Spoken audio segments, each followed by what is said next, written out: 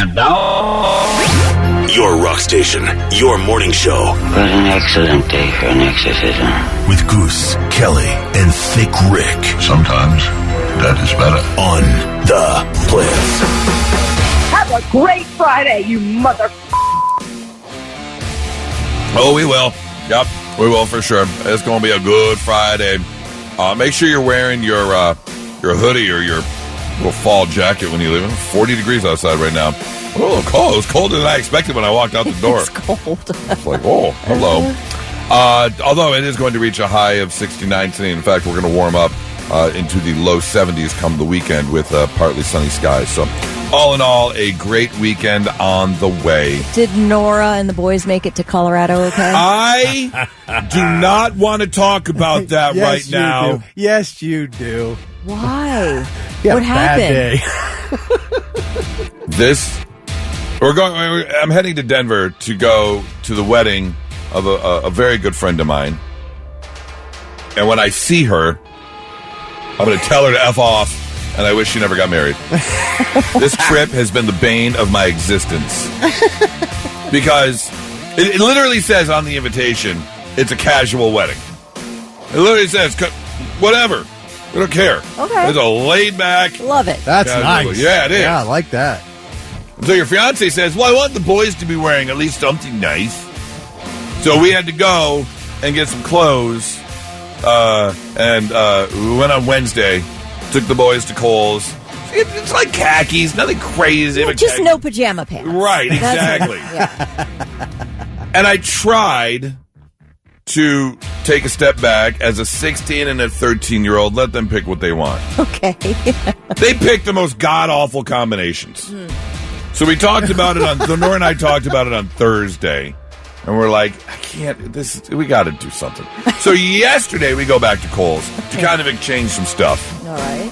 The stuff we pick out, they were okay with. Well, part of it was because they didn't have dress shoes, but we got them kind of not dressy shoes. But to go with their new outfits, we picked out different shoes. But then we get home, and the shoes we bought didn't fit the 13-year-old. So 30 minutes before we're supposed to leave the airport, I got to drive around the block to Kohl's to get to exchange the shoes, which I then go do. I bring the new shoes home. He picks them up, or he puts them on. I walk over, and I touch the toe. You know, where's the toe at? Yeah. Like you do. There's a size and a half of shoe left in the foot. And I'm like, dude!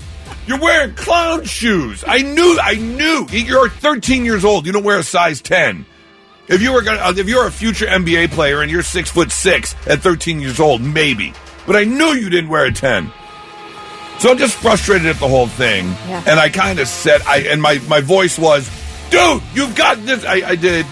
Yeah. Well, the 13-year-old is a more sensitive young man. He thought I was yelling at him, so he gets upset. Thinking I was yelling at him. I wasn't yelling at him. Finally get them to the airport. They're a little bit early. They're waiting. It's now 15 minutes or so past the time they were supposed to start boarding. I get a text message from Nora. There's no plane whatsoever. So then she's sitting there for another 45 minutes, and she's like, you know what? I'm just going to see if we can switch the flight and fly out with you tomorrow, and we'll Uber home. I'm like, you're not wasting money on Uber. And by now, it is now 8 o'clock-ish, which is about the time I'm crawling into bed to get ready for everything. And I'm like, I'll just wait. If I have to come pick you up, I'll come pick you up. And she goes, let me see. Well, the announcement at the airport was, we don't have a plane yet. We're not sure. If you need help, jump on the app. Because now, of course, they don't have any gate agents or anything to help switch tickets or anything. So she gets on the app. She can't change her flight because she's already checked in. Because she does the check, you do the check-in pre-board. Of course she's checked in. She was supposed to take off an hour and a half ago. Yeah, nobody's going to be able to do anything on the app. So she's getting flustered and worked up. Well, and so that works out. But while she's waiting, she checks. I sent her the insurance information so she can rent a car. Through her divorce a few years ago, she didn't do like all the paperwork and everything you have to do to legally change your name back because it's a damn hassle. But I put her maiden name on the car insurance, so now she's worried she's not going to be able to pick up the rental car. It's now 9-something. I'm like, I got to go to bed. They get the plane. They get boarded. So I woke up to I went to bed to them boarding the plane. So I knew they were at least going to get to Denver. Thankfully, I woke up to the text message, we're in the rental car, and then an hour later I get the message, we're in our hotel, good night. So it all worked out. Except the clown shoes. Except the clown shoes. Right? Whatever. Fine. Whatever. Wear the clown shoes. He'll grow into them. At least that. Yeah. At least he'll grow into them. But I'm just like, ugh. And I was telling Thick, I know that my blasé, laid-back attitude isn't the best for every situation. I understand that. Sometimes I should care a little more or be a little more concerned. Normally I don't. Whereas Nora is a bit more of a worrier and kind of gets worked up. But everything worked out perfectly minus a 90-minute flight delay. But here I am losing sleep, worried, and upset over nothing. I quit this bitch. Yes! Don't get so worked up over...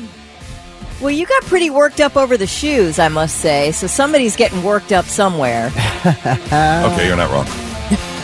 Anyways. But now you learned a lesson about how to handle the 13-year-old. Yes, Doug, first world problems. You're 100% correct. There are other bigger issues in the world right now. Can I tell you that is a phrase that if somebody says to me, I want to knock their block off?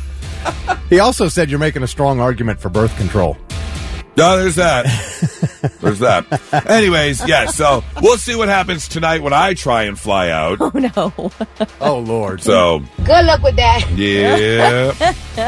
Anyways, it's going to be a good Friday no matter what. How are you, Kelly? I'm great. I'm great. Awesome. Yeah. Vic, how are you? I'm just okay. I don't want to feel too great while you're... No, I feel great. I feel great. I'm fine. Everything's great. You do sound it. You're like, yeah. You say you're great, but it does sound aggressive. Like you're at about a 9, where if you were really great, I feel like you'd be at about a 3 in terms of energy. Like you'd be like, no, everything's great. But you're like, no, it's great. It's like, what else can go wrong today, though? That's what it is. Right. Well, I'm just mentally preparing for the delays that I'm going to have tonight flying out of Columbus. I hope you don't. What time's your flight? 7. Okay. Yeah. So you have a full day. Are you going to golf today? I thought about it. Yeah. I really did think about it. You've got a full day on your own. I have a full day on my own. It is goose time. Yep. I'm already packed. Like everything's set aside. All I got to do is grab the bag and head on out. So. Hey, that's what you need around the golf. You deserve it. You did a lot of running back and forth to Coles. I feel like you deserve a little you time. Problem is if I don't have a good game, I knew it. I am going to be so angry. That is going to set it to a 12.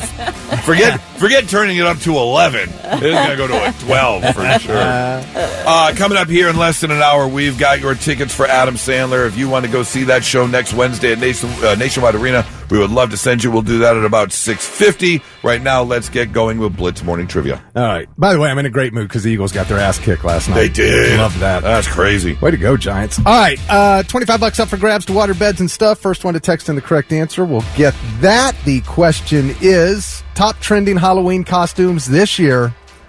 The top 5 are all characters from one movie. The top 5 costumes for Halloween this year are all characters from what movie? Be the first one to text it at 800-821-9970. We'll give you the gift card.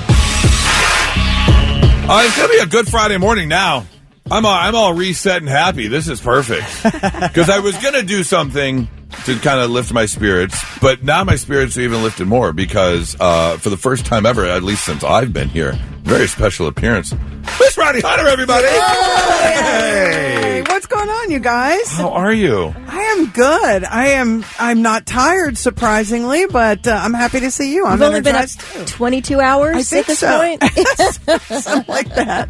Well, so this has become something that we've done a few times now because I found this TikTok site a while ago by a guy called The Professor. Okay. And basically, he's a huge music fan. And I still don't know if he does this or if he finds these and some other band does these.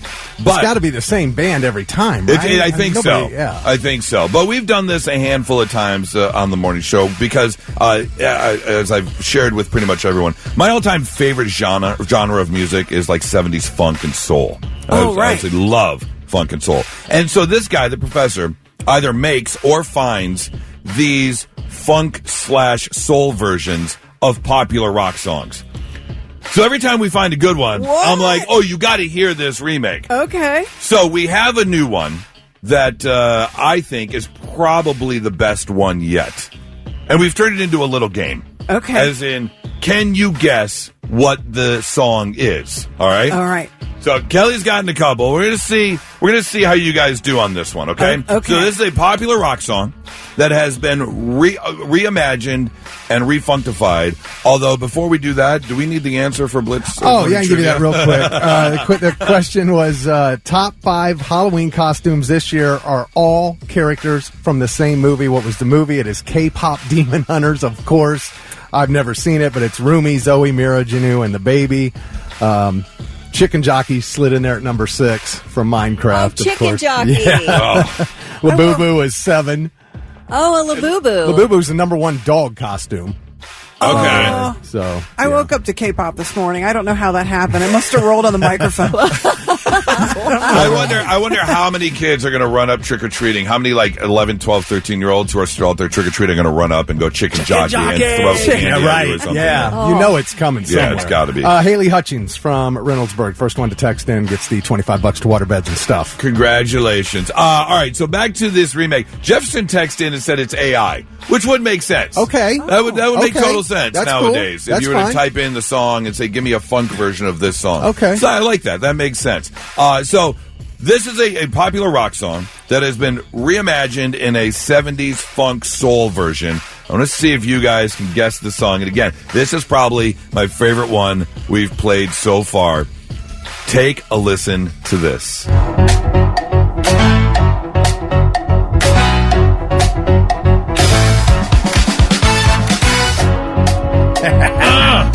Get the scrunch face again.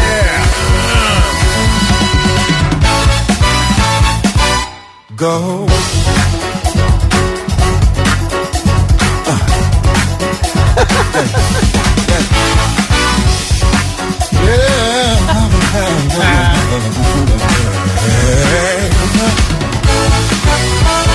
Stay full shut inside an outside world, and I'm sealed in tight, bizarre around, and I'm claustrophobic. Closing in, I'm a catastrophic. Not again, I'm smeared across the page. No way. Gasoline, I wear you like a stain. Yet I'm the one who's obscene. Catch me up on all your sordid little insurrections. I've got no time to lose, I'm just caught up in all the cattle. Free the strings, throw the shade. No? Hold your breath. Listen, I am the one. Slipknot. My favorite Slipknot song. That's crazy. Before I forget that I am a woman before I am a man. I was a creature before I could stand. I will remember before I forget. That chorus. Before I forget that. Oh, my God. That was awesome. Oh, my God. I did not get it until the chorus. Yeah. That was excellent. I just saw where the house that they recorded the first album is up for sale in Wisconsin for like $336,000. Yeah, we talked about that. Yeah. We were talking about that the other day. Let's all get together and buy it. Right? If you want to go to Des Moines, Yeah, no, hell no. Yeah, it's not really a vacation destination. Right, yeah. But, Those yeah. are really cool. Oh, yeah. I mean, I like that. I want an entire album. We'll have to, when we go off the air, we'll play some of the other ones Okay. because they have done some amazing remakes to reimagine this song in that way. Absolutely unbelievable. Yes. So, good job, Kelly. Way to get it. That is I awesome. didn't get it until it was half over. I was just singing the whole way. I was Right. like, But this chorus. Yeah. Yeah. It lends itself perfectly to a funk version. I mean, come on. Anyways, yeah, check it out. Check out the professor on TikTok and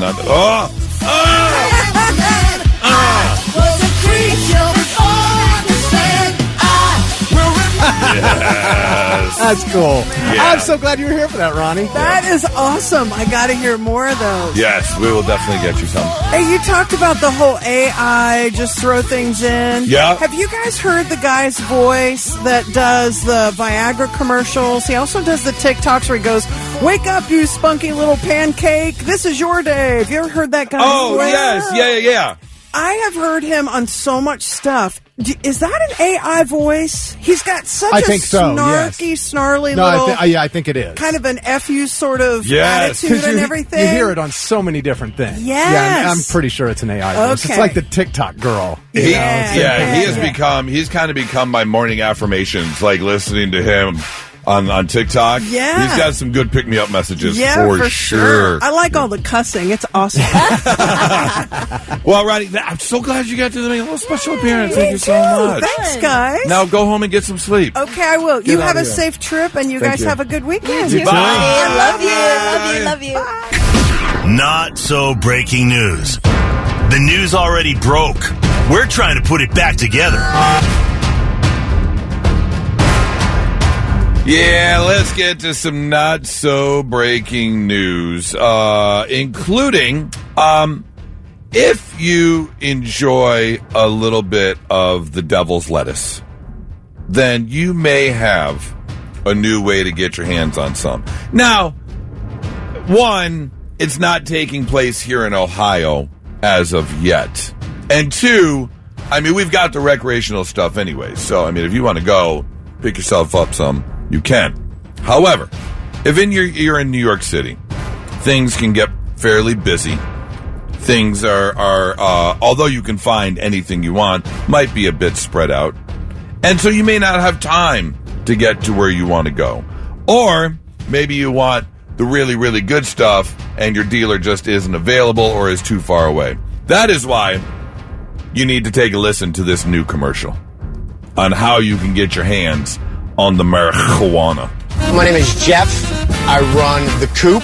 Today is day 15 of our pigeon delivery training program. We are going to be using my carrier pigeons to deliver to our customers in Manhattan, Brooklyn, and Queens. We give them a specific address, and they come back here to the coop. They're not flying rats, okay? They have a homing device in their head. We do have to instruct the customers to keep their windows open. This is the beauty of the pigeon. Like they bleeped weed. Yeah, I don't know why. What the I had no hell? idea. No idea. Now, here's the deal.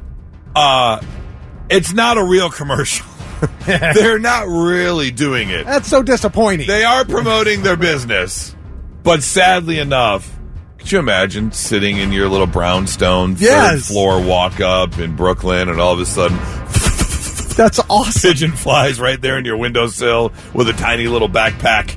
You unzip it, grab your little dime bag, and off you go, buddy. Though, hot idea, trademark pending. Why don't we have drones shaped like pigeons? Oh, it's coming. Yeah. Oh. It's coming because it's my idea. Don't steal it. Yeah. And then you can deliver weed via Well, carrier there pigeon. are a lot of people that believe that birds aren't real and they're actually just robot spies for the government to look at us. No, there's not. Are you serious? I've never heard this. You've never heard No, this? really? This Oh, is like the earth is flat 100%. kind of people? Yes. Yes. They believe, Really? They believe especially pigeons are robots. No way. Eyes are cameras. Yep. Oh, And they my God. I don't really believe that, but I am suspicious of the toucan. That thing is just, I mean, that's not normal. Yeah, that is a bit weird. Yeah, there's something going on with the toucan. Yeah, I'm not disagreeing with you there. Anyways, as of right now, sadly, no carrier pigeon weed deliveries. But will it be coming? Have to wait and see. Story number 2 takes us over to Washington, where 40-year-old Elijah Reagan was in a 4-hour armed standoff with Washington police. Here's the deal.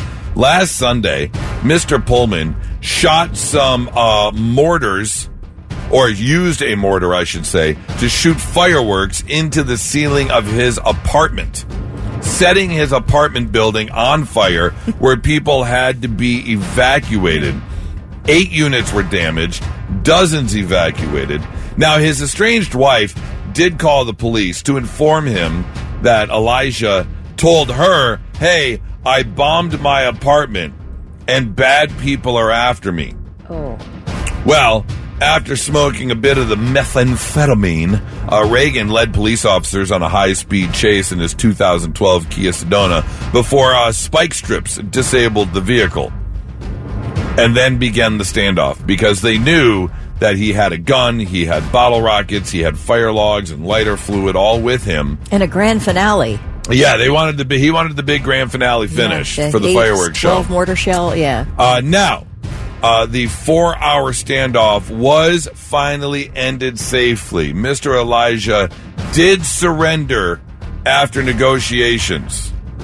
And all it took was a burger and a blizzard from Dairy Queen. Sometimes you're just hangry. Yeah, you know? This would work on Kelly. Right. You are absolutely 100% correct. It would work on me. I would light the world on fire in hanger, and you give me a burger, and then I'm okay blizzard? now. Yeah, and a good. blizzard, I'm okay. Like everything, my bad. My bad. This is on me. Yeah, I know what I did was wrong. I'm sorry. So sure enough, he surrendered peacefully after enjoying his burger and blizzard. However, he will be facing felony arson charges and eluding charges for the high-speed chase. The only sad part is, and this is going to haunt me for a while, in fact, I may lose sleep tonight over this. What flavor blizzard did he get? I really want to know. What's your blizzard order? Lately, it has been the Heath bar. It's been something about the chocolate and toffee with the vanilla ice cream that's really been setting me over. I'll double up on the chocolate. I'll do a Snickers blizzard, but I want it made with chocolate ice cream. Nora does that. Oh. She does the chocolate ice cream with...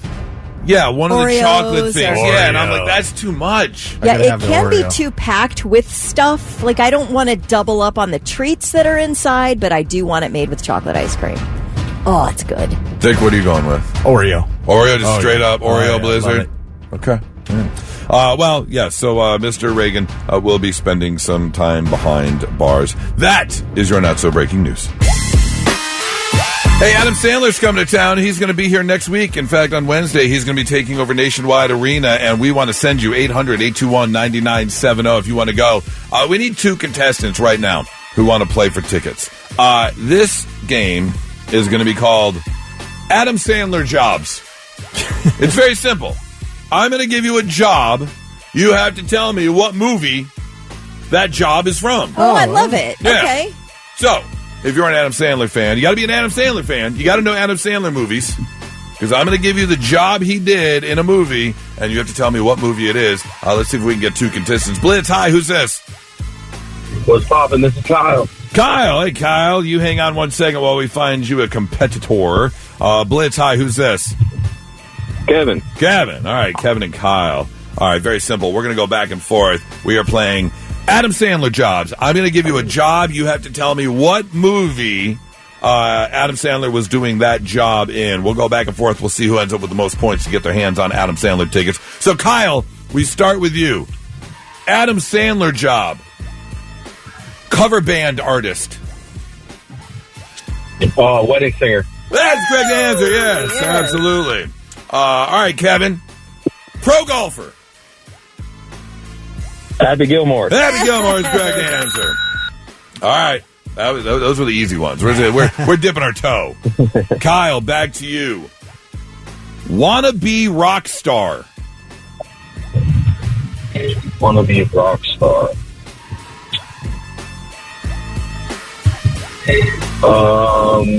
That wasn't That's My Boy, is it? That was not That's My Boy, no. That was Airheads. When he was in the band with Brad and Fraser, and they took over the radio station. Yes. Yeah. All right. On to you, Kevin. Pro quarterback. Longest yard. That's the correct answer. Yes, longest yard. All right, Kyle, back to you. Hairdresser. Oh, that's the Zohan. That is the Zohan, yes. Very All right. good. Kevin, on to you. Shoe repairman. The cobbler. That's the correct answer. My the cobbler. gosh, Yeah. you guys can go deep on these. That's great. I never even heard of that movie. Me neither. He's a shoe repairman, but every time he puts on a pair of shoes that he fixes, he becomes that person of the shoe. That sounds It's good. a really interesting movie, yeah. Yeah. All right, Kyle, we're back to you. Here we go. Vampire. One more time, I'm sorry. Vampire.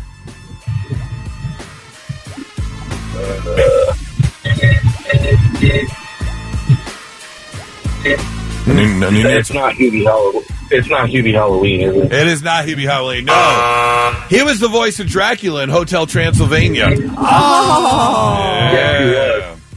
All right, Kevin, back to you. Basketball scout. Oh. I don't know that one. Oh, great Netflix movie called Hustle. You got to check it out. Yeah, very good. All right, final one. Kevin. Oh, wait, did we just do Kevin? Yep. Oh, so then we're even. You know what? We'll give you both tickets. All right. Yeah. I'm impressed by both of you. Kyle, Kevin, you guys did a great job. Good job. Let's see if one of you would have gotten this one. Firefighter. Oh, that's Chuck and Larry get married. They both knew it. They both do it. You both get tickets. You'll both be there next Wednesday. Congratulations. Hang on one second. Oh, yeah. And now, All right, I'm listening. 3 things you need to know before you go. You may have seen the Marion County Sheriff's Office put out a notice yesterday afternoon that law enforcement was managing a critical situation and then asked residents to call 911 if they saw a white man in gray sweatpants, a black and gray tee, and no shoes. So I was like, what is going on up in Marion County? Hey, I know a lot of women keep an eye out for those men in gray sweatpants. Somebody said that in the comments, and I did not understand it. What does that mean? Oh, Kelly. I do not know. Hand to God, I don't know You don't what that know about means. gray sweatpants I season? don't. Oh, it's when men with God's blessings walk around without boxers in gray sweatpants. Oh, so you can kind of see what's going on? Yeah. Okay. That makes more sense. I had no clue.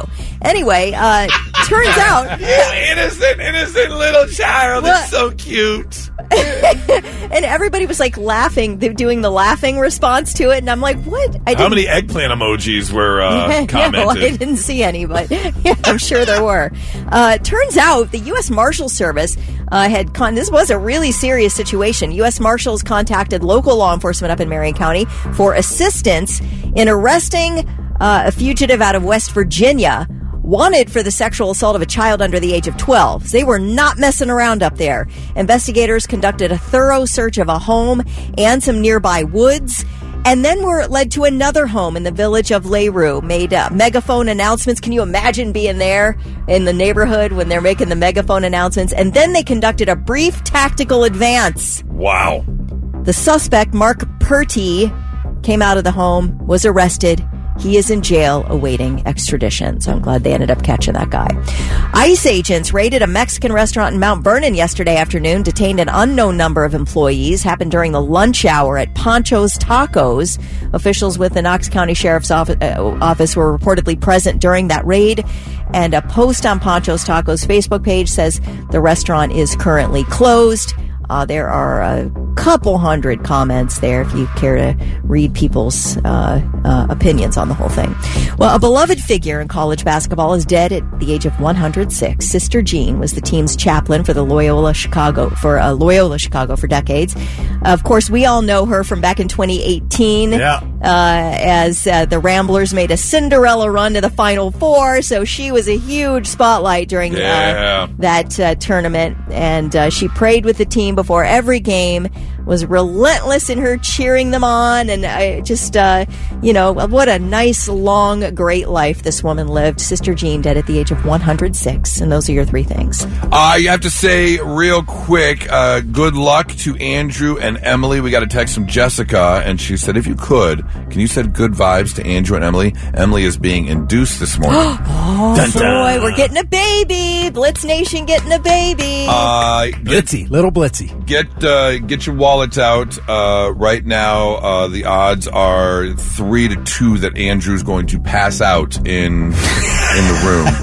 So I'm taking all bets that he's just going to hit the floor. Why? Hard. Listen, I was in a birth. I cut the cord and everything with a good friend of mine. She did not have a support partner, so I'd agree to be her support. I was in my 20s, right? Cut the cord, and I was fine through the whole thing. But as soon as I cut the cord, I was like, I'm going down. Really? I think I'm going down. You felt it? They were like, it's okay, just sit. Of course, you've got a poor woman who just squeezed a baby out of her body. Yeah. She's the one in, distress, but I'm over here going, help me.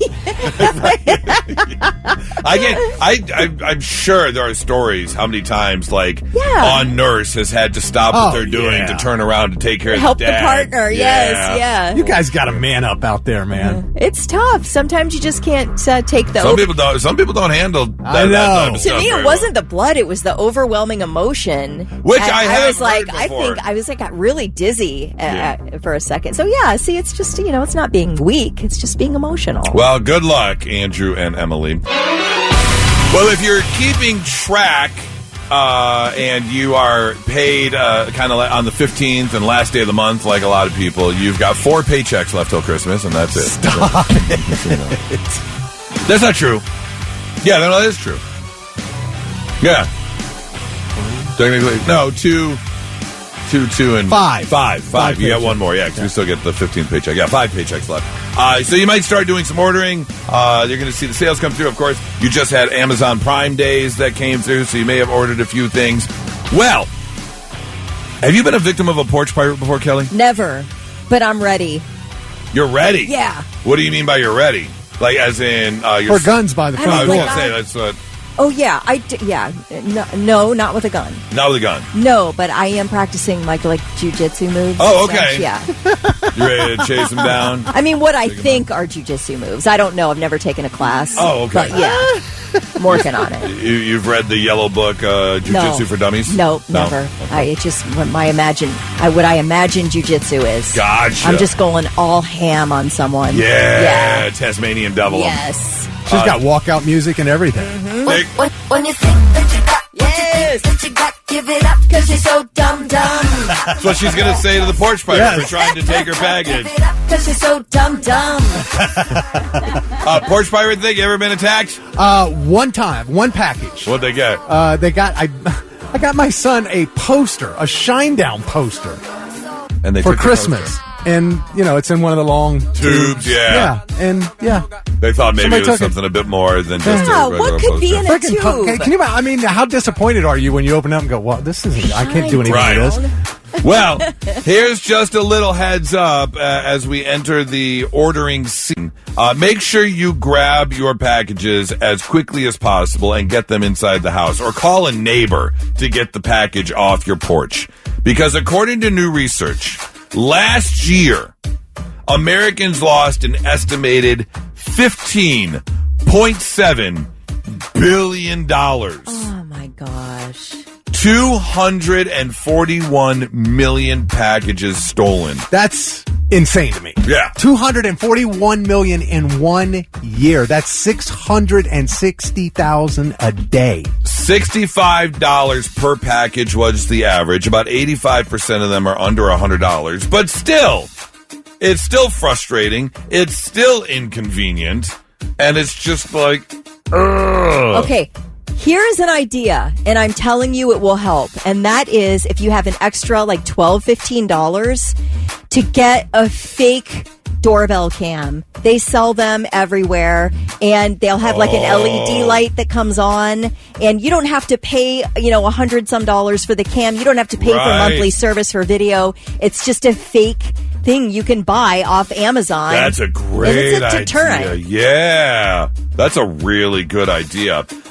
New York, Hawaii, and Wisconsin reported the most porch pirates. Alabama, Kentucky, Oklahoma, and Maine reported the fewest. And it also depends on where you're ordering from. For some reason, Amazon packages 72% of the porch pirate thefts, followed by UPS, FedEx, and USPS. Which I guess kind of makes sense because those are the people that deliver the boxes, and Amazon delivers the most. But still, just know, if you have the opportunity to do so, get those packages inside as quickly as possible. Fortunately for you, like me, my wife works from home. Right, yeah, so you thankfully. can just grab it for sure. So just a little heads up for you as we enter the holiday season. If you could put a number on it, Kelly. Yes. How opposite are you and Charlie? We are fundamentally similar people. We have the same faith, similar beliefs about society, politics, etc. So I would say the basics we are very, very similar. Though he is more capable in life, I think, than I am. Okay. Yeah. All right. Thick, what about you? We're kind of all over the place. Some things very similar, some things not at all. Completely opposite. I'm definitely way more social than she is. Okay. Yeah. All right. Yeah. Heather will just sit and listen and watch everything. What's really funny is I'm very much an introverted extrovert. Okay. Yeah. I love to perform, if you will. Obviously, with this job, doing stand-up comedy. If I'm in my group of friends, I'm the storyteller and animated. But a lot of times, I just kind of sit there and just quiet and don't really engage. Okay. But I bring this up because in a new survey, 26% of people, about 1 in 4 relationships, say they are polar opposites in the relationship. And I've never been... Well, that's not true. I was kind of married to a polar opposite. We were polar opposites, and I think about it. That's probably why it didn't work out. And when it comes to, Nora, we're very similar in a lot of ways, minus a handful of things. And that would be kind of, I would say the biggest opposite would be stress versus no stress.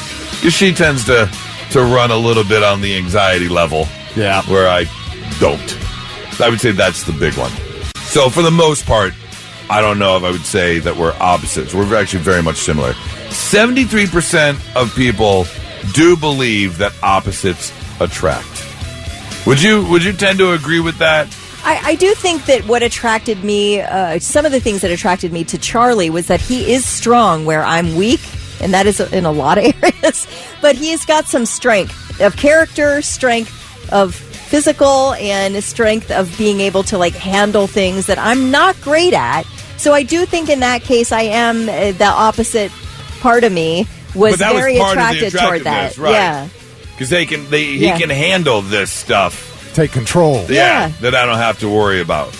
Okay. Here's the thing. They say it can work for couples where each side enjoys staying in their own lane. I think that's kind of the important part, where you know what you're good at, and you handle these certain things. You know what he's good at, and he handles those certain things. And I would definitely say that's probably why I believe Nora and I work out so well. We know what we do. Yep. We stay in our lanes. Yep. And that's how the relationship works. Yeah, I feel like if you generally have this similar outlook on life, you have similar ways you view the world, and that you can both laugh. I think those are really important absolutely. qualities. Now, they say the most important things to look at, obviously core values, like you mentioned. Politics, religion, raising a family. Yes. Because that was one of the issues in my marriage, my first marriage, was that the household with the kids was not the way I would run a household. Yeah, and it's like you probably don't feel like you have 100% say because they're her kids. Right, exactly. Yeah. And so that's obviously a big deal. But before you have a family or start a family, that's something you definitely got to talk about. Right. Family and future goals and relationship boundaries are the big deals. Least important things, they said career goals was one of the least important things to match on. Although I would think you would want someone, I don't know. Do you want someone as driven as you? If you're very career driven, you put a lot of effort and time into either perfecting or learning your craft or your skill, how many hours you're working, and what the end goal is. Seems like that's something that would be a little bit of a bigger deal. At least to me, I would think. I feel like each person probably wants the other to be a productive person. Yeah. But if you're like crazy ambitious, it might be hard to support two people like that. Maybe? So or what? If both of you are ambitious, or like one person's really being wildly ambitious, like in that you're like, especially in this kind of career, any kind of career where to make an advanced move, you might have to move. Right. To make an advancement in your career, you may have to relocate. True. Or if you've got like a doctor and lawyer, knowing you're both working ungodly hours that and might things work like then. that. Right. Do If you're both in the same mindset. True. Versus someone who is a lawyer who works all the time and someone who's a little more laid back. Why are you never home? You work so much. I was like, well, but that's my goal. Also on the least important things list, fitness and health. Which also seems odd to me because I figured you would want to be somewhat on the same page about that. If you've got someone who's very fitness heavy, gym rat, working out, eating healthy versus someone who's a little bit more lazy. I could never be with a gym rat. There's no way. No, that's too much pressure. Yes, exactly. Yeah. I don't want that kind of pressure in my life. Like, I don't want you side-eyeing me when I'm having my third ice cream sandwich. Leave me the F alone, okay? Because 80% of the time they're looking at themselves in the mirror, but that other 20% they're looking at you. Yeah. Now this one I agree. Least important things to match on, hobbies. That I would agree on. If it's nice to have the same hobbies, but also do your own thing. Yeah.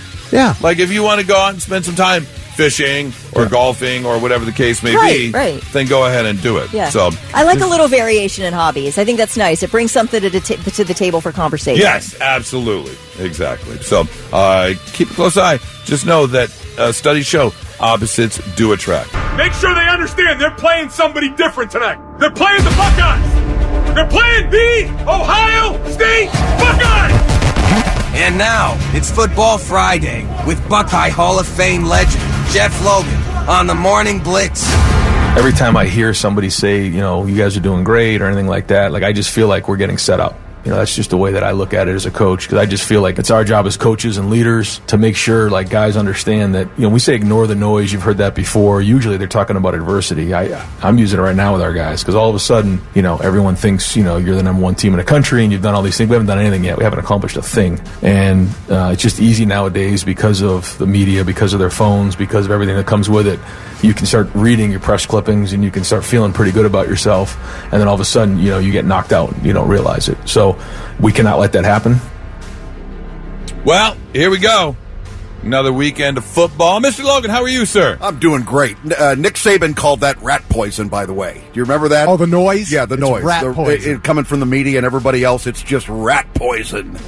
And he's right. They haven't accomplished any of their goals. I don't think it's right to say that they haven't accomplished anything because they are undefeated. And if you look at the group of teams that were ranked in the top 10 at the beginning of the season, and if you take Texas, Clemson, and Georgia and lump them all together, their record is 8-7. Wow. Yeah. Teams ranked in the top 10 at the beginning of the season, combined records are 8-7, yet Ohio State's sitting there perfect, undefeated at this stage.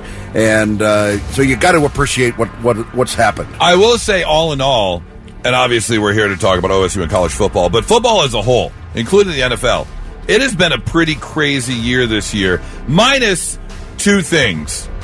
The Detroit Lions and Ohio State have done the things that the experts said they were going to do. But pretty much everything else the experts said at the beginning of the year, they've all kind of fallen flat on their face. Yeah, they really have. If you think about the success of teams, whether at the college or the professional level, so many things come into play. Injuries in the NFL have really trashed a lot of these teams and made them, very uncomfortable. You look in the college ranks as well.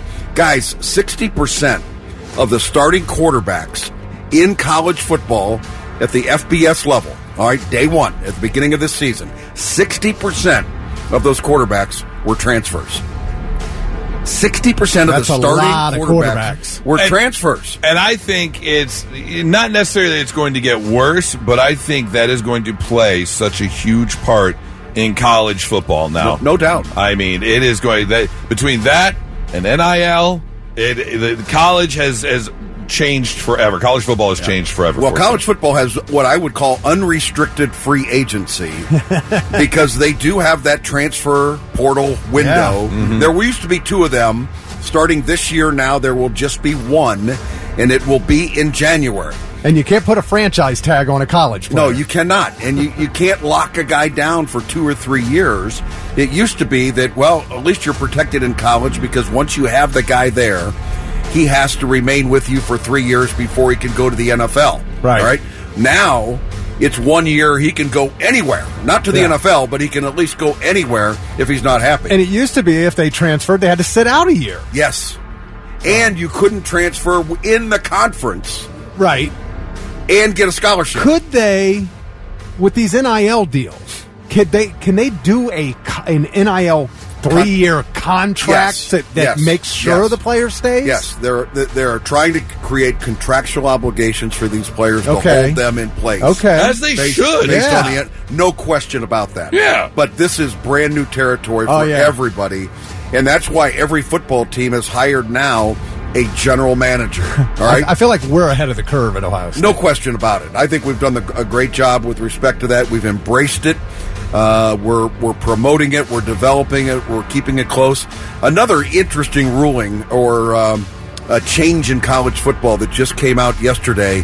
The NCAA has a committee on making and studying the provisions of the rules of the NCAA. Like, they need more help, obviously. Right. But one of the things is that it has been illegal for players and athletic department administrators to bet on any professional sports. Okay, you could never bet on your own sport. Okay, that I get, but they eliminated. Think about it. Everybody of our peers have always got their little thing on their phone. They can bet right on the phone. Oh yeah, for anything that you want to, and so it has been. If you bet anyway, you were ineligible.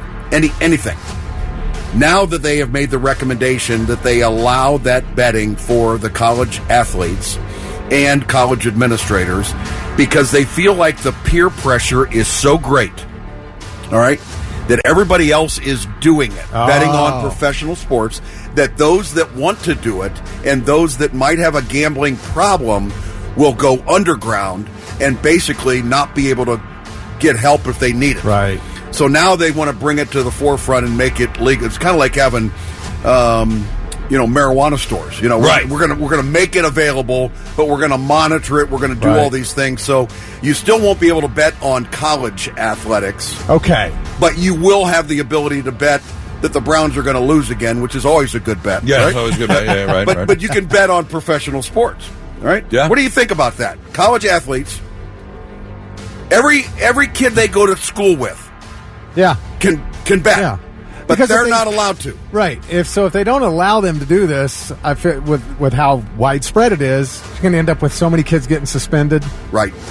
And they want to avoid that. They want to avoid that, and they also want to avoid guys reaching out for help. And if I they get need that. it. And I get that. But the rules are the rules. Right. And if you make the decision to dedicate your life since Pee Wee football, and you've got a goal of reaching the NFL, and part of that is going through college for 4 years and playing your game, and part of the rule is you're not allowed to bet on sports. That's the rules. You make your choice. Exactly. But they don't want that to happen. But It's like prohibition. We're all going to drink alcohol. We don't care. Well, we better legalize it. It's just not. We can't lock all these people up. That looks like that's moving in that direction. The other thing that is coming up, and they're going to vote on this in November, and I'd like to get your guys' opinion on this. How about advertising on the uniforms of the players? Ooh. Now, keep in mind that if you look at the players playing football today, whether you're Ohio State or Team Up North, you've got a logo on that jersey. Yeah. It might be a Nike swoosh. It might be the Michael Jordan brand. It might be Adidas. Might be Under Armour. So there is advertising, if you will. But now do we want to look like NASCAR and soccer and the PGA Tour? You have like a MeUndies. Okay, all right, there. fine. Say, sell an advertisement, what one company, whatever it is, and you damn well better make sure all 53 members of that roster get some money. If you're not on scholarship, we're covering a year of your college, or all 4 years. It better be a big You're deal. already making billions of dollars. You better shovel some of that money towards those kids if you're going to slap advertising. I got to believe they would get that as NIL money. They'd get somehow, it cut. some way they would get. It's get like compensated. But then it comes down to: does everybody have to have the same advertisement on there? Is the NCAA going to sell the advertisement, or is each school? Or could the individual go there, and all of a sudden you've got Jeremiah Smith over here with White Castle, and a Labubu on his back. Yeah, I mean it could get crazy. The NFL doesn't have any advertising on any of their jerseys or anything, so I don't think this will happen in college football. On the jerseys would be a bit much. I think it's too much. Yeah. I think it's over. When you talk about they do have it, but it's the logo of who made that jersey. Correct. It's not anybody else's. But it is an advertisement. There's no question. That's an entire, that's NCAA wide, right? They all use one company for the uniforms. That is correct. And that's That is why. correct. But they're going to look at shoes. But they are going to look at that and make a decision. Oh, yes. And not every school has the same one. Michigan, No. Every school has an agreement with somebody, but not the but same they're not all company. the same. Oh, like Ohio State is a Nike school, right? Yeah, right. Michigan straight Jumpman. Exactly, Jumpman. Well, that's Michael Jordan. Michael Jordan. Oh. If you go to Wisconsin, that's an Adidas school. Okay. You have Under Armour schools, right? But everybody now, Jeremiah Smith earlier this summer signed an endorsement agreement with Adidas. You guys remember hearing about that? Yeah. Signed an Adidas deal, and he's getting paid by Adidas, but he can't wear them on Saturdays. Yeah. All right, he can't That's wear crazy. their goods on Saturdays because of the Ohio State agreement with Nike. So, you guys, it's more. There's more than wins and losses that we're talking about here. Oh, yeah. This is a business. No question. This is a Fortune 500 company. Absolutely. For sure. Now, does Adidas or Nike or whoever, do they provide everything for the team in agreement that they'll have the logo? Absolutely. The teams don't pay for every jersey and every pair of shoes. They don't pay a dime. That's what I thought. For any of practice gear, all of it's covered. Kick around gear, the shoes you wear to class, all that stuff. Yes, it's all provided. It's all provided. Have you seen this Jeremiah Smith bobblehead? It's on sale today. I've heard $40. Heard it was it's coming so out. cute. Yeah, you like it? They have 2,025 numbered bobbleheads. How much of that $40 is Jeremiah Smith getting? Well, that's a great question. I'd love to know. Hopefully half. I hope so. You should get 75%. I've got a good merchandise story to tell you guys when I was playing. All right, so they provided our shoes and everything, and our jerseys and practice and everything else, and we weren't a Nike school at the time. There was no such thing as an endorsement for that, but we had Nike was kind of what we all wore. All right, well, I had these beautiful turf shoes that for practice, and they kept like disappearing from my locker. Like I'd go in every 3 days and I got no shoes. They're gone. And I'd go to the equipment manager and I said, I don't know what happened. They're gone. He says, are you stealing them? Are you selling them? Or what are you doing? I said, hey, all I do is I walk in here and they're gone. Well, on the back of your shoes with a Sharpie, you would write your number on it so you would know that they're your shoes. So my 34 was on the back of these shoes. Eventually, I'm walking around campus, and I'm on the oval, and I see students walking around with 34 shoes on. I find out that my teammate who wore number 35 was taking my shoes and selling them on campus. My God. Yes! Yes! Did he get in trouble for that? Well, he had to stop. But Yes, I had no idea what was going on. Wow. He was selling my shoes Hey, on campus. man's got to eat, Yeah. all right? How about that? But NIL before NIL. that's got to be a good feeling. You had wanted equipment. People wanted to buy your shoes. Well, all I know is I wasn't going to go out there and practice in bare feet. Yeah, there is that. All right, I'm looking up who was number 35 on the Buckeye. We have talked a lot of non-game stuff. Let's get into the game a little bit. Buckeyes versus the Fighting Illini. Right now, OSU favored by 14.5. Going to be a great game down there in Bloomington. High of 77, sunny skies, noon kickoff. What are we keeping an eye on this weekend? I'll tell you what, looking into this game at the beginning of the season, I circled this as not as a trap game, because I think everybody respects what Illinois has been able to do. They finished the season last year 10-3, top 15 ranked program. Brett Bielema, the former head coach at Wisconsin, is their head coach now. He's been there for a few years, and he's really turned things around. And this is a team that is ranked now in the top 20, top 25. They are 5-1. What everybody is looking at is the loss that they had against Indiana earlier this year, when they lost that game. Was it 63-10? I mean, What the heck? I mean, nobody saw that coming, especially with the experience that they have over at Illinois. And they've got a terrific quarterback in Luke Altmaier, who is transfer from Ole Miss, and he's been there now for 3 seasons. And the number 1 quarterback in the country right now for passing efficiency and completion percentage is our guy, Julian Sand. Luke Altmaier is right behind him, completing almost 80% of his passes, and he has yet to throw an interception.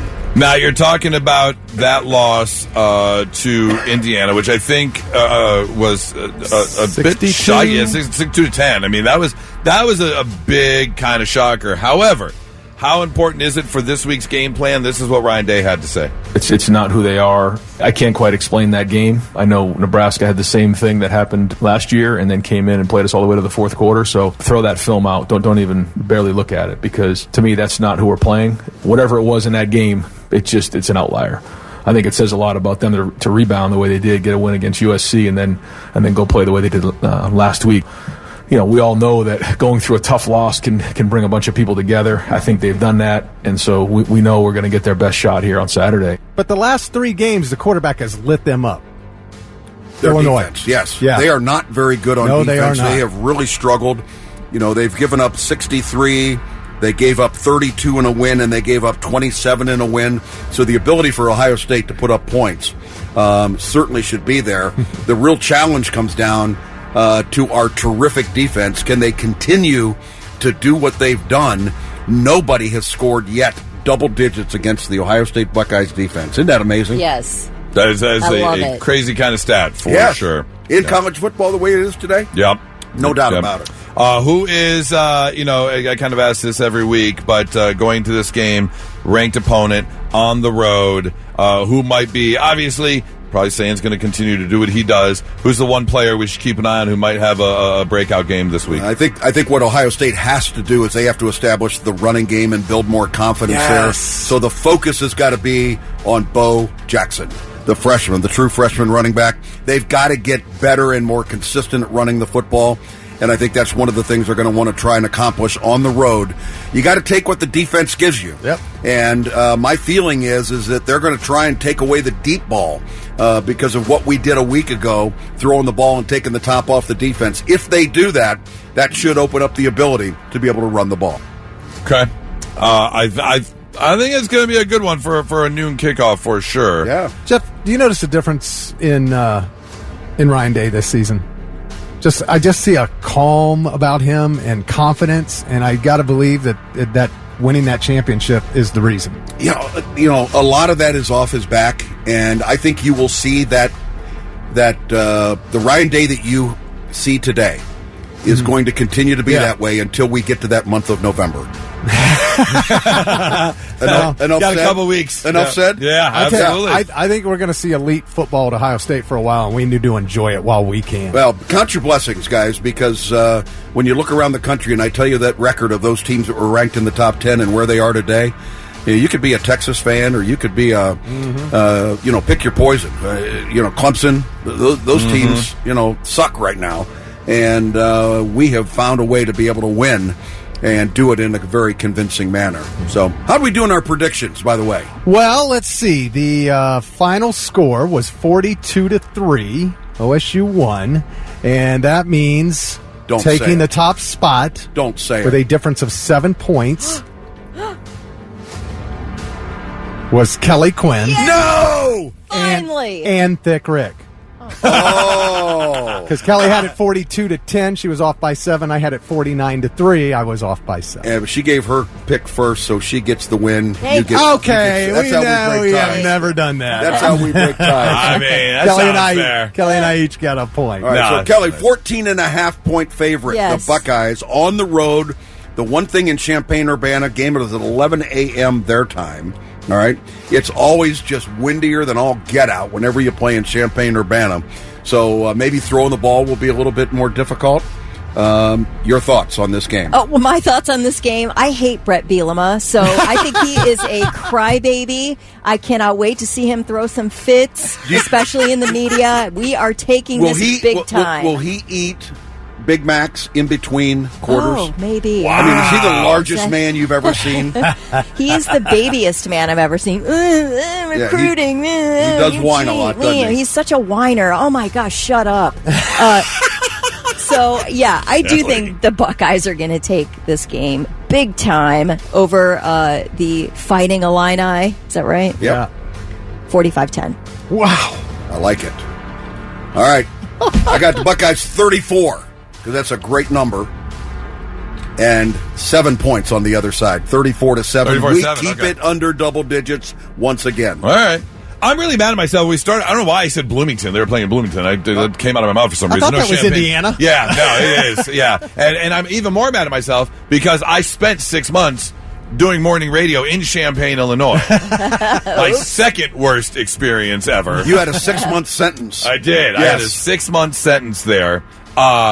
But I will say this.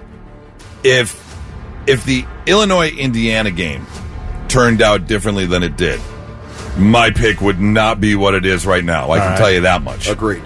However, I call it whatever you want. Call it OSU hate. Call it me being biased.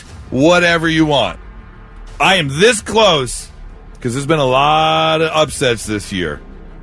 But I'm not going to do it. 35-21. I don't think they cover the spread. 35-21. OSU wins.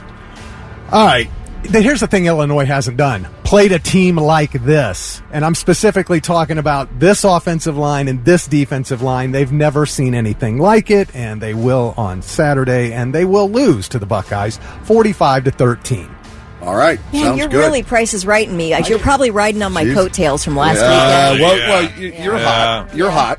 I'm hot. Everybody's I am all hot over right you now. because you are yes, hot. yeah. Printed before I walked in the building. I love it. Well, anyways, guys, this game, Wisconsin will follow next week on the road. Then the Buckeyes get a bye week. And then it'll be Penn State, November 1st. And Penn State... The team that can't even beat UCLA? Yeah, Penn State has a bye the same week as Ohio State. So both teams coming will have in. 2 weeks to prepare for one another. And that should be interesting. But let's get through these next 2 weeks on the road. Kelly, I will say I hope you beat me next week because I would like to see us hold on to that single-digit allowance by the defense. Yeah. That would be pretty crazy. Goose, give me one thought on the team up north is playing at USC. At USC, yeah. That's going to be a big one. It is going to be a big one, and I do think I think we have a better team. I think USC is fairly mid, and I think we're playing really well. The one thing Michigan is doing, being so young, is every week we're getting better. Yep. And so I do think we come out of there with a win. I think the game this year is going to be huge. Oh, no doubt. Huge. No doubt. I agree with you 100%. So, what was your prediction, Jeff? What was your prediction? For this game? Yeah. 34-7. Oh, I didn't hear it. Sorry. And again, because I'll be the first to admit, we do have a little bit more of a walk in a park than you guys. And if you get through Penn State, and you guys still have Oregon, don't you? No Oregon. Okay. But yeah, you get through Penn State, it's over. It's going to be it's going to be very interesting for sure. I agree.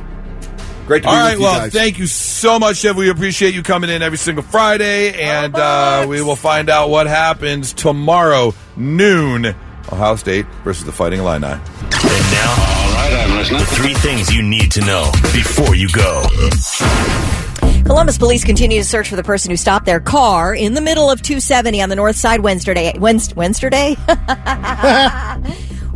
afternoon and shot at multiple vehicles on the freeway before taking off again. Why? What in the world? I don't understand this whatsoever, but yes. Oh, I do. Sometimes, multiple, every day here in Columbus, I want to definitely just light a car up. Yeah. Without a doubt. Well, world's worst drivers. If I was in Twisted Metal, rocket launcher would be going off a couple times a day. okay, well, I'm really glad you don't carry because, yeah. But anyway, yeah, this person went ahead and just stopped his vehicle on 270 on the north end, got out. I don't know if he got out, but he did hit 2 cars with bullets and a business nearby and then took off. One person hit by broken glass and injured. Police did shut down 270 East on Wednesday between 71 and 315 for 3 hours. You know if you were stuck in that on Wednesday. Investigators do have footage from freeway cameras, but they're asking, do you have any footage from a camera in your vehicle that they could take a look at? So if you do, if you were in the area, maybe see if you can help them out a bit. The Smithsonian Museums. For those of you with kids taking their annual trip to D.C. Oh, you mean this coming Monday? Yes. Smithsonian Museums and the National Zoo are going to remain open through tomorrow. Oh, gee. They're going to shut down on Sunday, man. Do you believe that a day before? I asked Nora if they have an updated itinerary for their trip, which is Monday through Thursday of next week. Yeah. And as of right now, it says everything's still kind of on. I do know I saw a bunch of people that, congressmen and senators that are actually doing tours. Oh, that's cool. Yeah. Okay. They're actually taking over as tour guides. I don't know if they have the Holocaust Museum on the itinerary, but that is going to stay open until the 18th. So that will probably stay on the schedule. But anyway, yeah, they're kind of dealing with that right now. Did you know there's a new law officially in effect in Ohio that allows veterinarians to do virtual appointments? Governor DeWine signed the measure, which is meant to improve access to vet care. It allows vets to even begin care. Say you've got a new dog, a new cat, and you need to go to the vet. You don't have to do that initial vet visit in person now. You can do it virtually, and you can just go through a list. There's a platform called Vetster, and you can browse Ohio licensed veterinarians and schedule a virtual appointment that way and sort of get started with a veterinarian.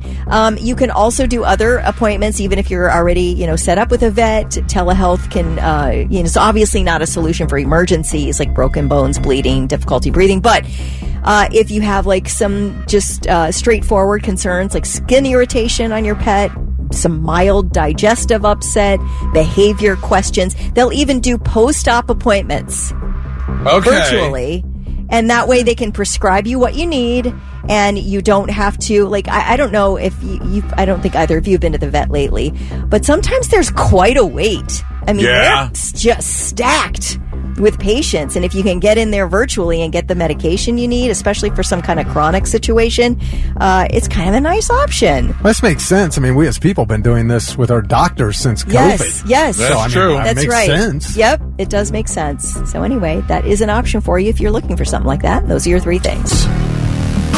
It is no surprise that it is 2 versus 1 in this studio when it comes to cell phone and cell phone usage. Kelly and I both love our cell phones. Love them. We kill a couple hours a day scrolling, doom scrolling, whether it be TikTok or mostly TikTok, but Facebook, social media, stuff like that. As opposed to Thick Rick, who you will send a text message to and it could take hours to get a response. Unless it's a question. If you send me a video, yeah, it might be. Whenever you ask me a question, I took hours to respond. Okay, but I'm just realizing now that he does see the text. He just chooses which ones he's going to answer. Reply to. Okay, got it.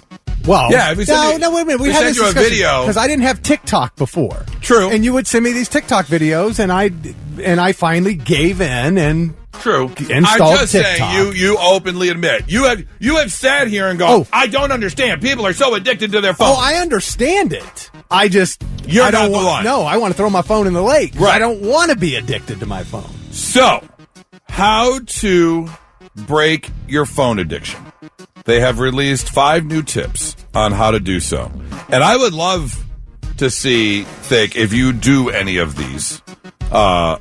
Because some of these would probably help if you are addicted to your cell phone. So, Kelly, you and I can discuss. Maybe we can do like a little test run. Okay. And see if you and I could do this.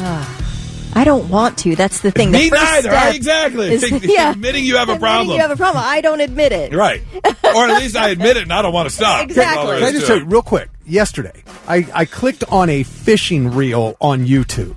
A reel video. Right. Video reel. And all of a sudden I start scrolling. I look up.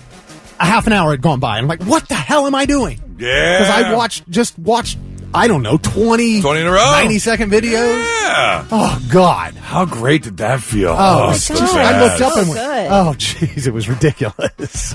Tips on how to break your phone addiction. Number 1, treat it like a landline. Pick a spot in your house. When you get home, plug your phone in, leave it there.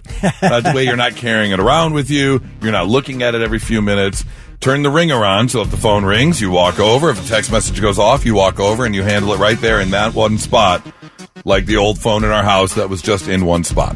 Yeah, but you can't do that, because when you get online, sure enough, there's going to be something you try to do where you have to get a code and confirm. Oh, there's that, the happens to double me. authentication, yeah. Every time I leave my phone downstairs, go up to my office, that happens to me, and I have to go get the phone. Number 2, try batching. They're calling it batching, which is rather than checking text messages, social media, and email all day long, set a few specific times during the day. 15, 20 minutes in the morning. Check your email, check your text messages, put your phone away. Maybe at lunch, another 20 minutes of answering emails, checking social media, so on and so forth. And then half an hour or so, 45 minutes in the evening, do the same thing. God. So just do the batching. All right of there. that time. Use your computer to scroll. If you've got a job that requires some sort of social media monitoring or engagement, stuff like that, do it on your computer instead of your phone. Because you can still get the same social media type stuff on your computer. Yeah. So they say it's just easier to do it that way to help break the phone addiction. The next one, not happening. Delete the super addictive apps. Social media, TikTok, the games that you play. Games are also there to draw you in and make you addicted. So get rid of the games on your phone. Those get me on my iPad. The Candy Crushes and the Match. Kingdom of Hearts. Yeah. You know what's starting to really irritate me, though? It's making it less fun to be on TikTok. Not totally. I mean, I'm still in. Right, Don't worry about yeah. that. But all the Sora videos that keep fooling me, I'm like, oh, That's the new thing? Look at the little the little golden retriever being taken care of by a chimpanzee. Yeah. Son of a... I'm getting fooled 15 times a week now. But let me tell you, seeing Stephen Hawking hit a skate park is hysterical. What were the animals on the trampoline that everybody thought was real? They did a ton of them. Yeah. Well, they started with the bunnies. Yeah, the bunnies. Yes, the bunnies. But then they moved to elephants Yeah, right. and everything in between. And then finally, yet another thing that just not going to happen. Go phone free on Saturday or Sunday. And you can't do that either. Not happening. No. It says, give yourself a fun little challenge this weekend. Pick one day to try and completely go phone free. No, I will not. I refuse. But if you're looking to break your phone addiction, there's 5 opportunities for you to do so. Not so breaking news. The news already broke. We're trying to put it back together. Our first story, I'm surprised more people haven't fallen for this, because Adva Lavi is a wanted criminal now, as she has been robbing men, specifically older men, that she meets online. She meets up with them through social media and through dating apps, and then will rob their homes once she gets back to their place. Which isn't that difficult, because, well, she's 5'7", weighs 104 pounds, brunette hair, size D, and drives a Porsche. Oh, she's got everything. She's got everything. So multiple men have fallen in to the spider's web. Big boobs. Big boobs. The Los Angeles County Sheriff's Department is now on the lookout for Adva, who also goes by the name Shauna or Shoshana on social media sites. And, again, men are dumb. Yeah. Men are just stupid. That's all I there like is to it. nice butts and lovely boobs. Right. Yeah. Pretty much. That's all there is to it. So if you're in the Los Angeles area and you jump on Tinder and all of a sudden Adva or Maya or Shoshana or Shauna or Chesty McGee jumps up on your Tinder there saying it's a match and you see her pull up in a black Porsche, don't go for it. She doesn't really want you. Story number 2 takes us over the ocean to China, where a Chinese woman was recently hospitalized as she was having back pain caused by a herniated disc. And we all know Eastern medicine and Western medicine are a bit different. However, there is something to be said about Western medicine and actual science that goes into cures and healing, medicine and things of that nature. What is not recommended is swallowing 8 live frogs to help with your herniated disc. What, they'll get in there and munch around until they fix it? I don't know. Are they all in your stomach just, hopping and jumping, hoping to kick that herniated disc back into place? Yeah. I don't know what's going on. But apparently... it makes good sense. In the Zhejiang province, rumors had been floating around that swallowing live frogs can help relieve back pain. And so she jumped on it, swallowing the mid-sized amphibians. Those poor things. Which... that's probably a grim death. She swallowed 5 live frogs in one day and followed that up with another 3 the next day. And it wasn't long before she was experiencing excruciating stomach pain. Are you raw dogging those frogs, or are you throwing back a glass of water? What are we doing? Good question. I don't know. Yeah, how do you get those down? The stomach pain increased over the following days. She could no longer take it. She admitted to swallowing the live frogs, where she was then rushed to the hospital. They conducted tests to rule out a tumor, but then discovered an abnormally high number of ophilic cells in her body, a telltale sign of a certain disease such as parasitic infection or blood disorder. Yeah, don't go swallowing live frogs. After 2 weeks in the hospital, she's on full recovery, will be discharged, but gave her, her discharge papers said, don't swallow live frogs! Where'd they come up with the number 5? Do you think 1 frog could do the job? But they made her swallow 5. No, 8. 8? Yeah, 5 in one day and then 3 the next day. 3 more. Yeah.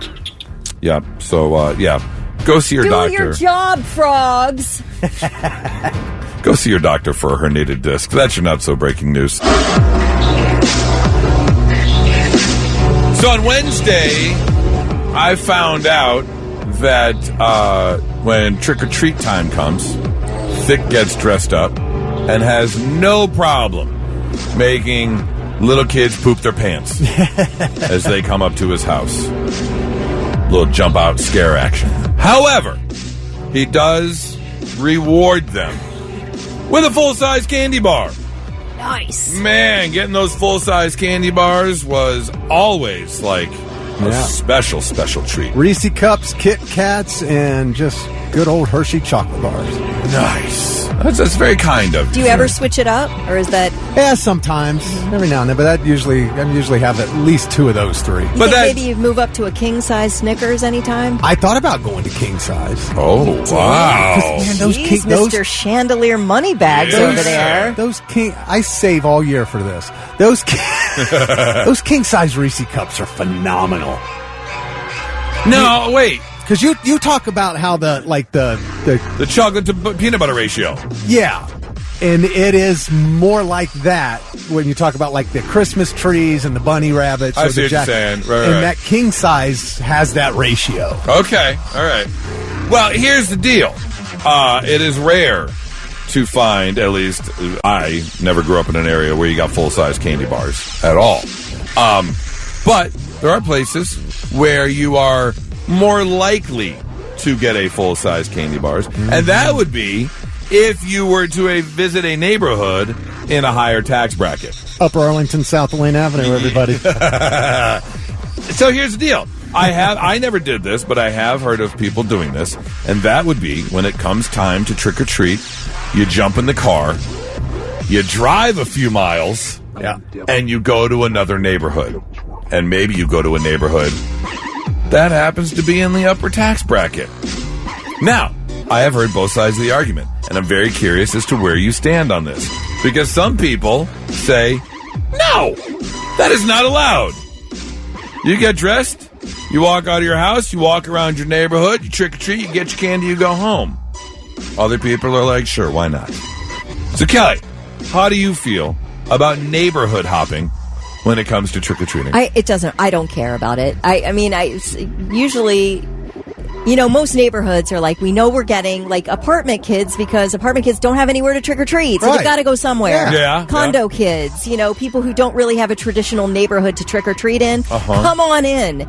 If you want to take the time and drive 5 miles to get to my neighborhood, I don't do full size. I'll do fun size. You want my fun size Snickers? Come on and get them. I have no problem with it. Okay. I love Halloween.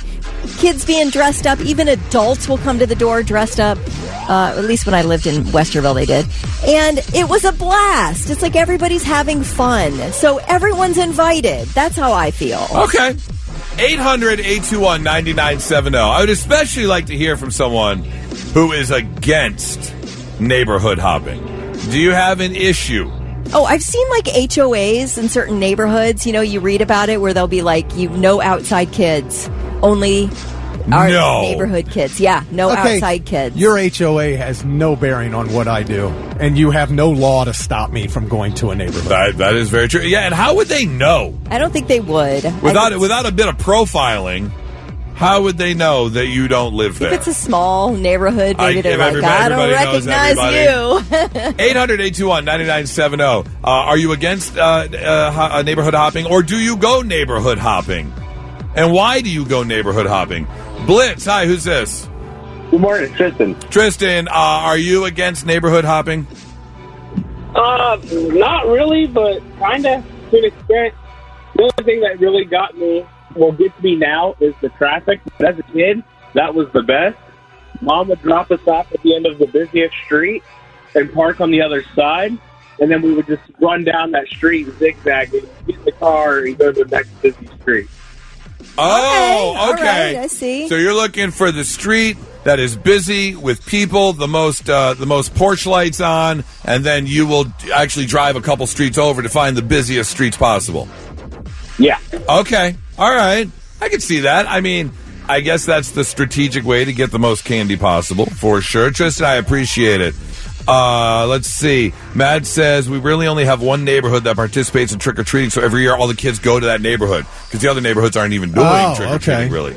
Which I could see. Yeah. Yeah, I could totally see. Gerald says, bring all the kids on. Who cares if you neighborhood hop? Yeah. That's what I would think. Right. I wouldn't think it would be that big of a deal. Doug says he feels like the people who are against this give out popcorn balls and toothbrushes. I can totally see that. 800-821-9970. Would love to hear from you if you go on neighborhood hopping or are fully against neighborhood hopping. 99.7 The Blitz. We're just a couple weeks away from strangers knocking on your door asking for free stuff. Yes.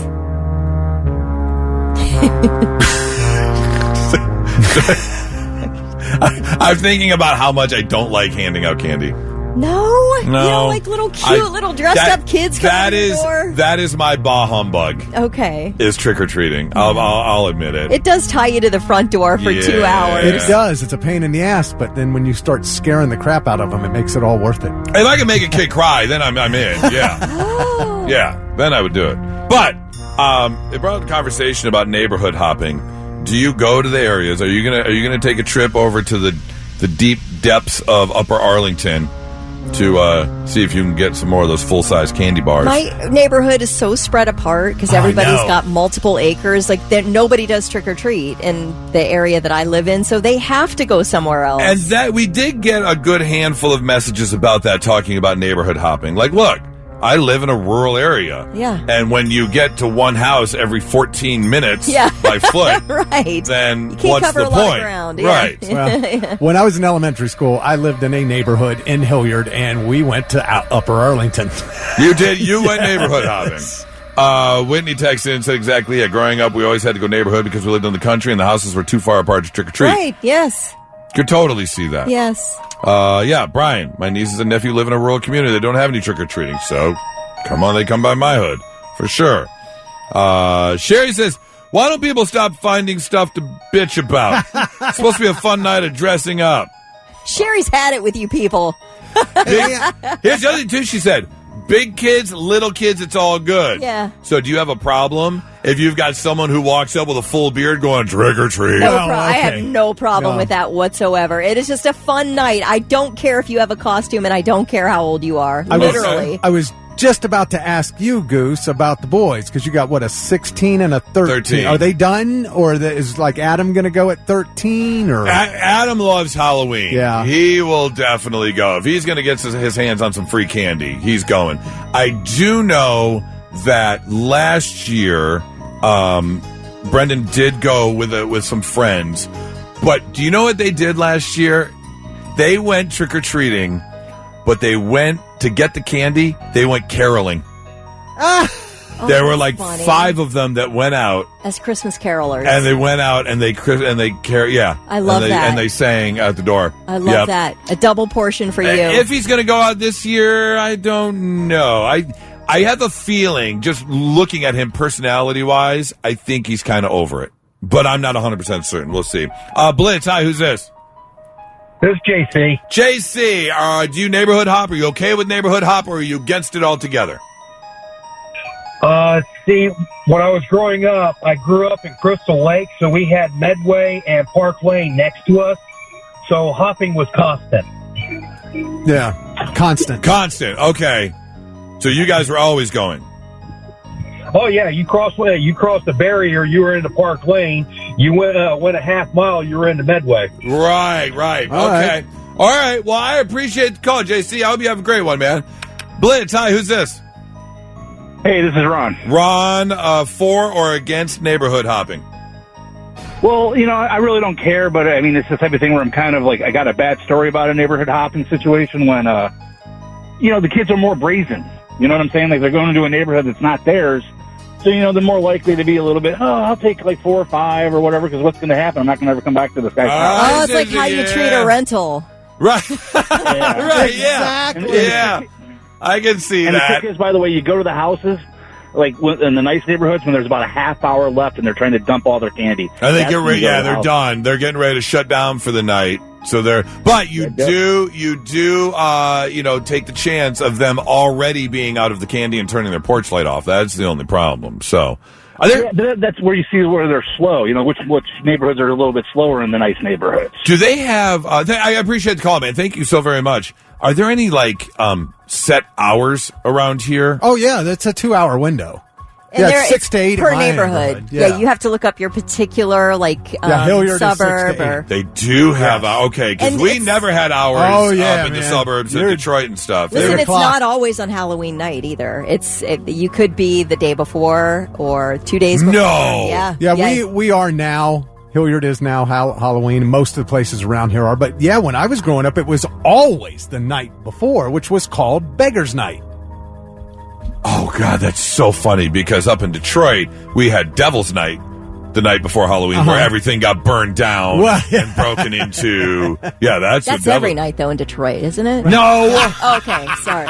Well, actually, back in the 80s, yes, that's true. It was, yeah. Again, you want to come to our neighborhood, you don't live there, that's fine. But be respectful. Yeah, you would think. Be respectful. It's not hard to do. Let's say one more here. Blitz, hi, who's this? Hey, it's Trucker Tent Down. Hey, man, for or against neighborhood hopping? Well, I mean, I don't really care, but, I grew up in Waverly, so we just went into town. everybody just went into town. The businesses were in it. Like, oh, fun. Yeah, Waverly's way out in the country. So you're out in a rural area, but you had your little central town area wherever all the businesses, and that's where you did your trick-or-treating. Right. And then the other thing was, like, if the light was on, you knock. If the light's off, you better not knock. Yeah. Just skip it. You just skip it. Soap the windows. Toilet paper. Man. I don't know, man. We were not putting up with that back in the day. Appreciate the call. Have a great weekend, man.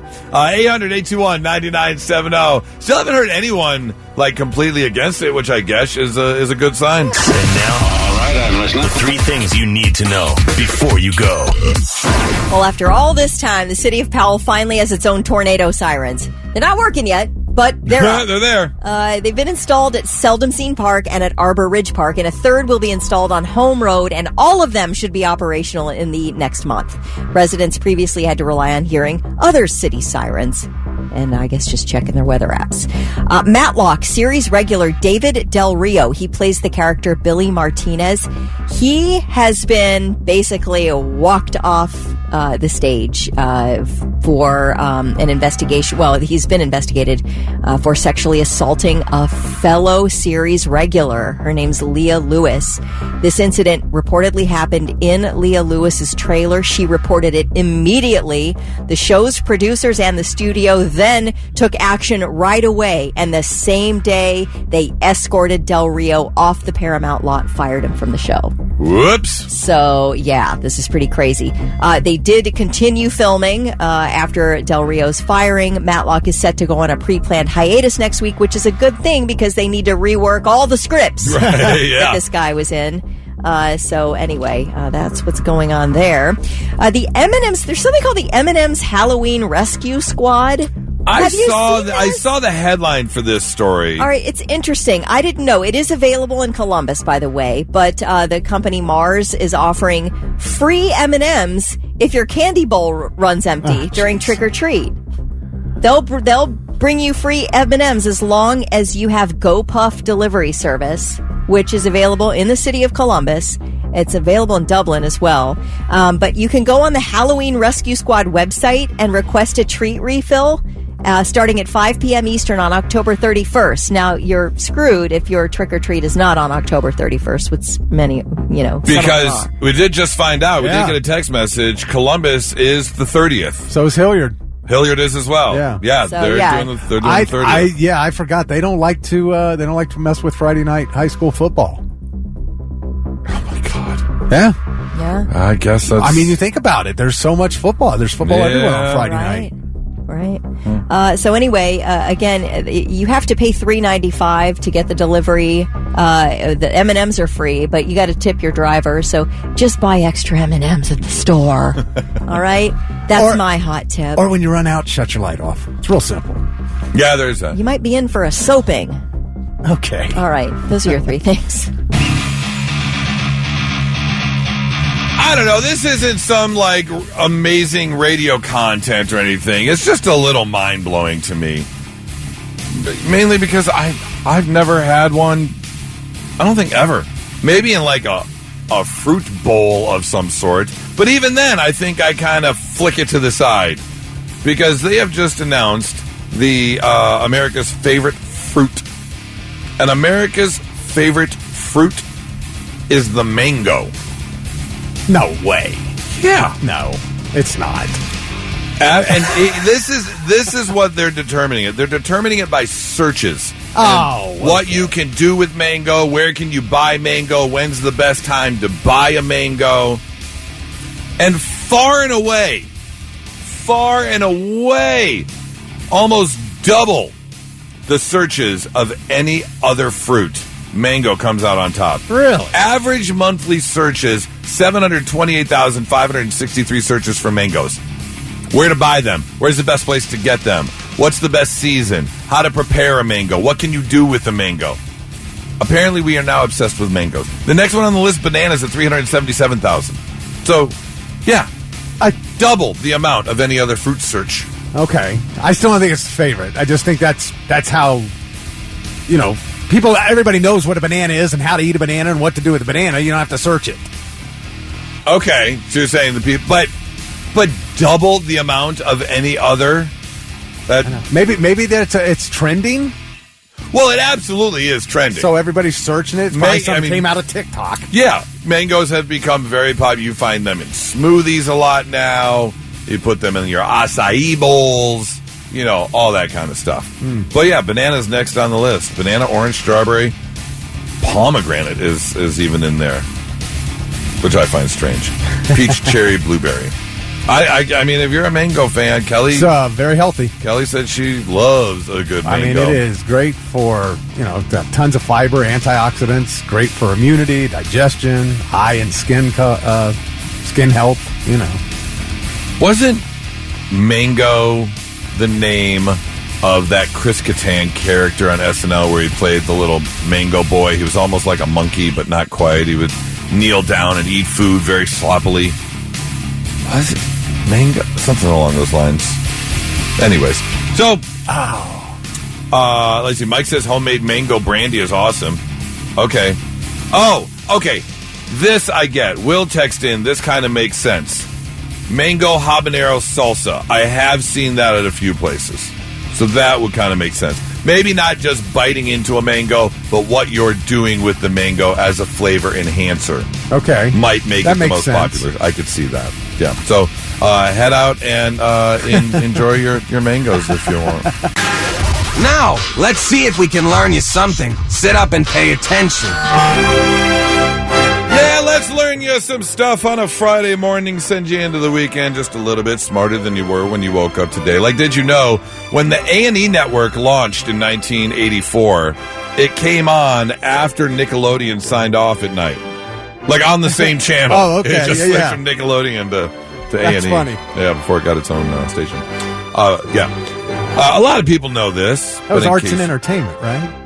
You know, it's funny you say that because I don't know. I have to assume it is. I think it's Arts and Entertainment Network. Yeah, that would make sense. Yeah. In case you didn't know this, here's a little something for you. The Pledge of Allegiance was adopted by Congress in 1942, but it didn't say under God until it was amended by Congress in 1954.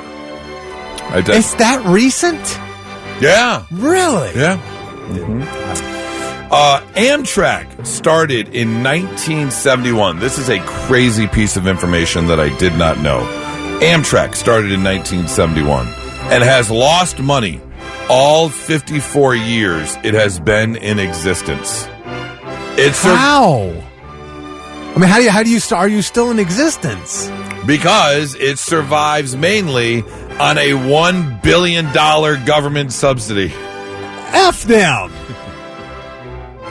Well, how do you get to be the company that the government bails out compared to the companies that the government doesn't bail out? Where is that? How is that? Here's the only thing I can think of. And I don't know why. Well, I do know why. I do know why, because growing up in Detroit, this is the exact reason why. Because so much money is put into the automobile and the automobile industry that the government has to keep up with Amtrak, because if you look at other countries, especially over Europe, trains take you they've got an extensive train network. Right. If you look at the Amtrak network, it's not very large. No. Now, you can catch a train from New York to California. Sure. But the amount of tracks that we have compared to the amount of tracks they have overseas, completely different. And that is mainly because the auto industry pays so much money to the government, right? Because they want people to buy cars and not take the train. And we have bailed out the auto industry. Yeah, absolutely. We've bailed out banks. Yeah. We've bailed out the airlines. Yeah. The word apron was originally napron. But when people would say it... Napron? Napron. Okay. Yeah. But when people would say it, like, I need an apron... An apron. I need an apron. An apron. An apron. An apron. That they would just say, I need an apron. An apron. So they just dropped the N and it became apron. But it actually used to be called an apron. But because we're Mumble McGee's. Right. Instead of changing the way we talk, we just changed the word to match our mumble. And finally, nachos are called nachos after their inventor, Ignacio Nacho Anya, who was the host at a Mexican restaurant called the Victory Club. One night in 1943, some U.S. Army wives came in late, but the chefs had already left. So Nacho went to the kitchen to throw something together for them. It was essentially like nachos as we know them now. He just kind of threw some stuff on some tortilla chips. And the dish was so popular with the women that other guests started coming in, word of mouth spread, and they actually put it on the menu, and then they blew up. Well, bless his heart. Yeah. Nice job, dude. Thank you, Ignacio Anaya. I will say, however, there needs to be a fundamental change in restaurants in how they make nachos. Yeah. Nachos need to be served more flat. Forget the mound of nachos because you only get only get half your order of nachos. Because by the time you finish that top layer where everything is sitting, you're left with a bowl of soggy or empty tortilla chips. Empty is the key word there. You need to flatten out your nacho plate. Balance. So the toppings are more flat, spread out. I could not agree more, We man. need to start a nacho movement. Yes. Yes. Called spread. Yeah, don't put them on a bowl. Put them on a plate. Put them on a plate. Yes. And spread them out. Spread the topping out. No more than two deep nacho chips. Yes. Like double stack. That's it. Double stack is the highest you can go. Why are you just now sharing this information with the world? Because when I open my restaurant, I want to have that to myself. I think that's what you just said. We need to. I'm gonna start a movement called Open Your Nacho. Yeah, that's great. Yep, that is such a great idea. I could not agree more. Open Your Nacho. We will start a Columbus movement. Yes, on plates. There you go. Learning you some stuff on a Friday morning. 99.7 The Blitz.